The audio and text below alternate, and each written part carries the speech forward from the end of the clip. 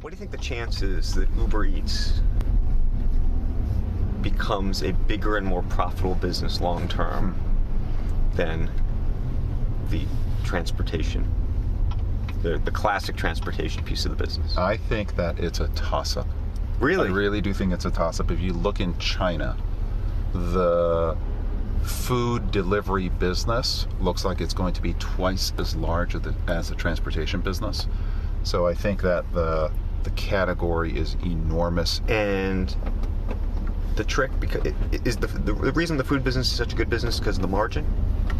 Because of the size. Because of the size. Think about it, it's 3 occasions, and the convenience that it brings to the household is pretty extraordinary. That was Uber CEO Dara Khosrowshahi during a ride along talking about the huge part of the company's business, which is Uber Eats, which we probably don't talk enough about.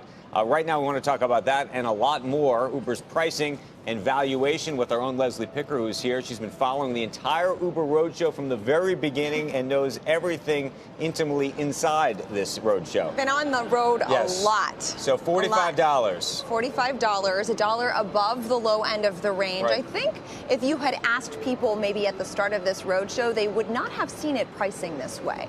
I think oftentimes when you get these buzzy IPOs, you expect to see it at least at the high end of the range that they debut with, and then potentially seeing the range increased over time in pricing, either way above the initial range they market. We saw that with Twitter, Alibaba, Facebook, Pinterest, Lyft, you name your big tech So the IPO. question, though, is this them being conservative this morning in hopes of a Pinterest? I mean, Pinterest brought theirs down, right? Tried to be conservative about it, and then that worked for them.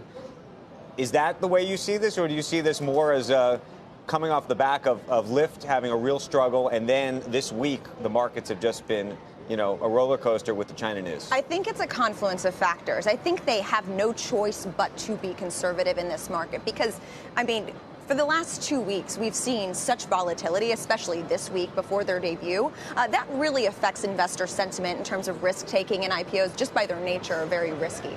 So there's that going on. Then against the backdrop of Lyft's debut and subsequent aftermarket performance, and it's essentially stumbled ever since it's been out of the gate, and it's really hard for investors to dissect the two businesses. In terms of being conservative, I think they really had to pick a price that would bring investors in the door and try and secure at least some kind of a gain today. Right. Now, at this point, there's no guarantee that will take place because obviously we still have a lot of the same issues. So many of the investors who are buying into this IPO, though, are effectively already investors in this company. And that's the interesting piece of this. Mutual funds have been in this company for a long time. Yes. And so how much of it is effectively supporting the valuation of something you already own? I mean, if you are a BlackRock, for example, which is invested in this company, and, it's hard for you to say effectively, no, I'm not going to buy into this because you're already kind of in it. You want this thing to succeed, so you're going to want to do what you can. I'm not saying BlackRock is doing this, but just as an example, you've got BlackRock in here, Fidelity, T. Rowe, all of these guys that are invested privately that have the opportunity theoretically to get allocation and help support this thing today. They'll be raising $8.1 billion. Yes. How much running room does that actually give them, given the losses that they're anticipating?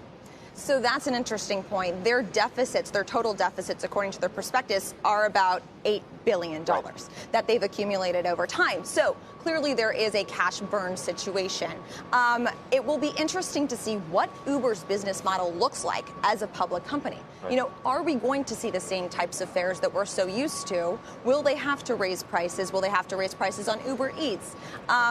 In order to make up the difference, because there's only so much public market investors will tolerate. And even though they have a lot of the same investors that have invested privately, over time, people start to lose patience, especially as they start to see these quarterly numbers come in and the stock market volatility. So, having spent as much time as you have now focused on Uber and this particular roadshow, what's the one question you want to know or want Dara to answer? Oh, that's a good question. I liked your question about Uber Eats. I think that's a really interesting point.